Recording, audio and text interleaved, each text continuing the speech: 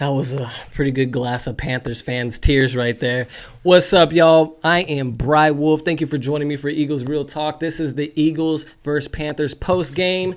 The Eagles came out on top, which I predicted, 21-18. We now own the season or the series 8-5 against the Carolina Panthers. Just wanted to point that out.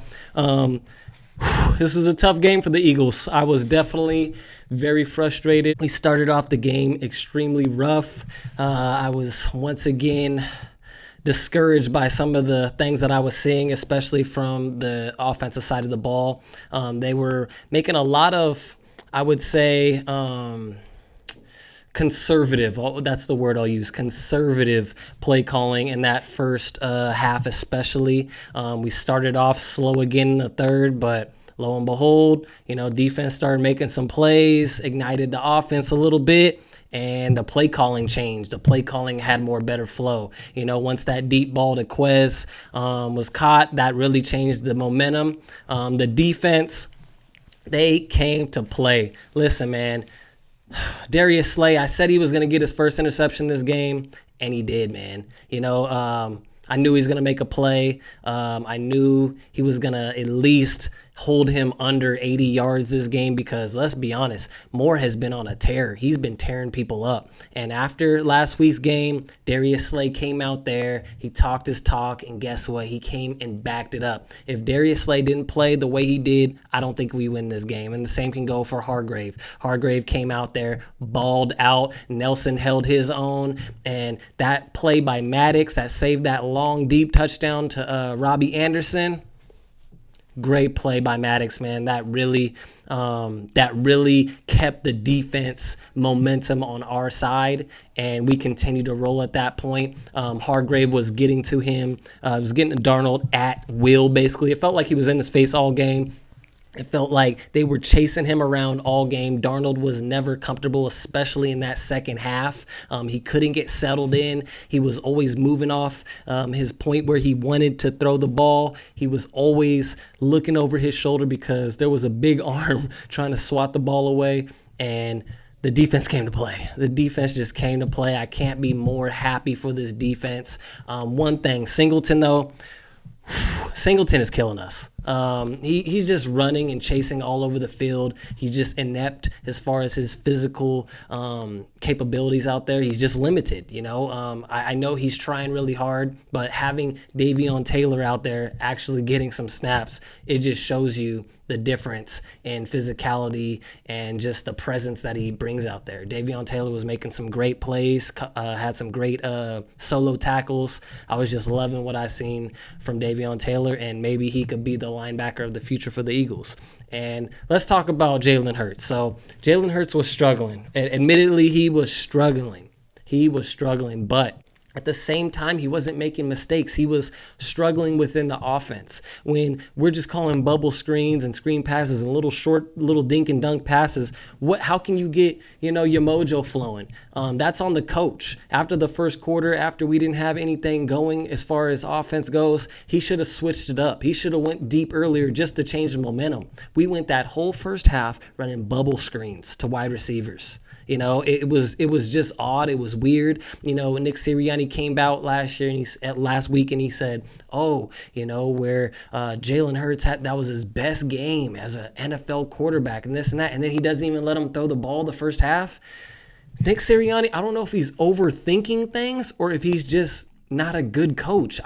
He's a very confusing coach to kind of to navigate. It's hard to see exactly what his game plan is, and he's just, I don't know, he's suspect. He is a suspect coach for now, but he's our coach, and I'm riding with him. We're now 2-3, and we're heading to a week 6 matchup against the Buccaneers, and I think we're catching them at a perfect time. A short week for an older team that's struggling mightily on defense, who has no cornerbacks. I think this could be a game where we get 3-3. We really get some momentum going towards the Raiders in Vegas week 7, and then we can maybe get above 500. But first let's handle this Buccaneers game. And I'm not going to act like they're a slouch and we're just going to walk all over them, even with a bad defense, because guess what?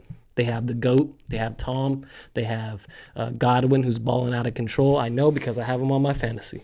They have plethora of weapons. Gronk.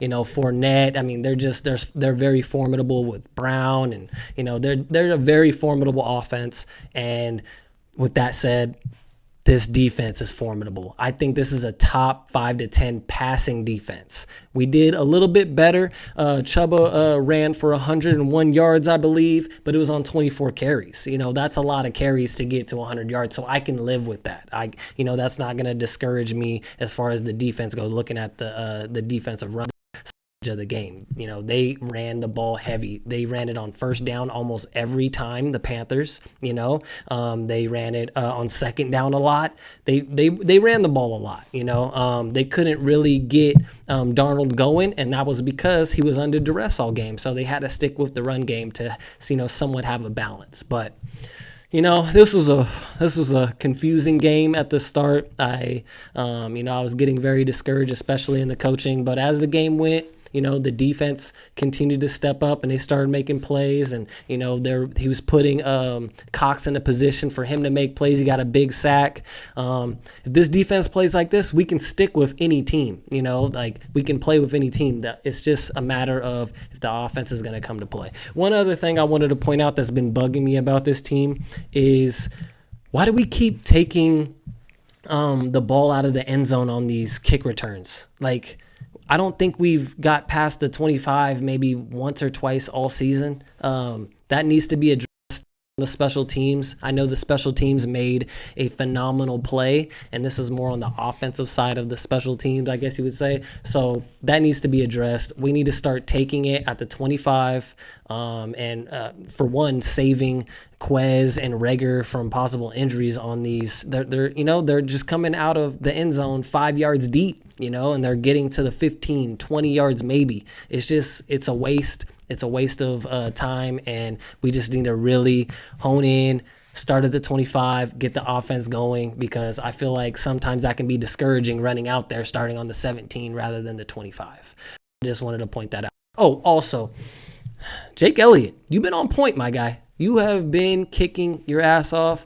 I said before the season started you would be above 80-something% after going for 73%, I believe, last year, and you're proving me right. I appreciate that. You're kicking the hell out of the ball, and I hope he continues this, because he's made some big kicks this year, and I think that hasn't got talked about enough because of our struggles on offense and just the losing. So Jake Elliott, keep kicking. Well, Bird Gang faithful, we stuck in there. I know I was frustrated, especially at halftime. I was really frustrated. Wanted to throw my phone, maybe even threw my phone once or twice.